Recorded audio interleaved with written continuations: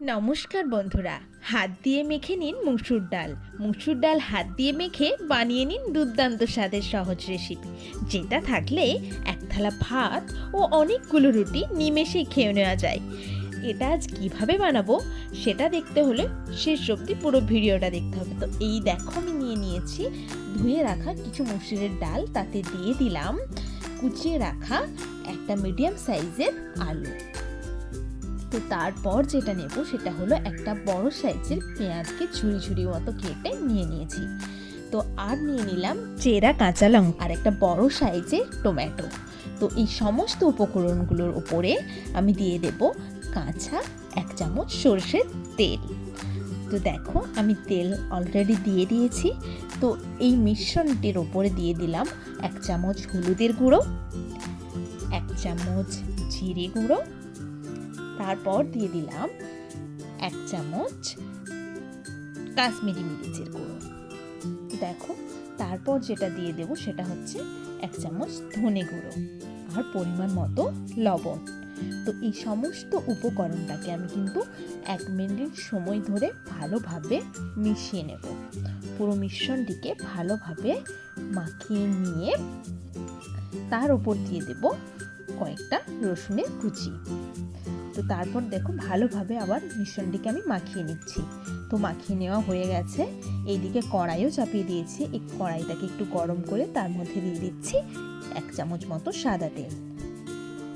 তো সাদা তেল একটু হালকা গরম হওয়ার পর দিয়ে দিলাম একটা ডিম। তো এইখানে ডিম তোমরা চাইলে দুটোও দিতে পারো, আমি একটাই দিলাম।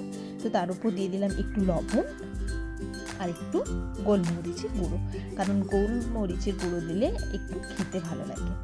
তো দেখো, এটা দেওয়ার পর আমি ভালোভাবে এটাকে ভেজে নেব, একটু ভুজিয়া মতো করে ভেজে নেব ডিমটিকে। তো দেখো, আমি ভালোভাবে এটাকে মিশিয়ে নিয়ে ঝুড়ি ঝুড়ি মতো ভেজে নিচ্ছি। এখানে চাইলে তোমরা দুটোও কিন্তু ডিম ইউজ করতে পারো। তো দেখো, আমার ভাজা হয়ে গেছে, আমি তুলে নিলাম।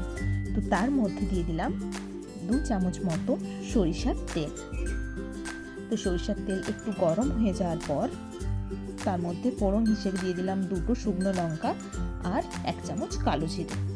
তো এটাকে একটু ভালোভাবে নেড়ে চেড়ে ভেজে নিলাম। তো তার মধ্যে দিয়ে দিলাম আমার আগে থেকে করে রাখা সেই মিশ্রণটি। তো মিশ্রণটি সম্পূর্ণ দেওয়ার পর আমি এটা 2-4 মিনিট ধরে ভালো মতো হাই ফ্লেমে ভেজে নেব। ভালোভাবে এরকম নেড়ে নেড়ে হাই ফ্লেমে এটাকে ভাজতে থাকবো 4 মিনিট মতো। এই দেখো, আমার ভাজা অলরেডি হয়ে গেছে। তো এরপর আমি যেটা দিয়ে দেবো পরিমাণ মতো জল। এখানে চাইলে তোমরা গরম জলও ইউজ করতে পারো। আমি অনেকক্ষণ ভিজিয়ে রেখেছিলাম কড়াইটা, সেই জন্য আমি একটু পরিমাণ মতো দেব, খুব বেশি দেব না। তো এটা একটু মাখো মাখো হবে, সেই জন্য খুব বেশি জল দেওয়া দরকার নেই। শুধুমাত্র সেদ্ধ করার জন্য যতটুকু জল লাগে সেটুকুই দিয়ে দেব। এরপর এটিকে ঢেকে রাখবো 2 থেকে 3 মিনিটের জন্য। 3 মিনিট পর আমি ঢাকনাটা খুলে দেখবো যে এটা সেদ্ধ হয়েছে কিনা। তো দেখো, মিশ্রণটা কিন্তু পুরোপুরি আলু এবং কলায় সেদ্ধ হয়ে গেছে।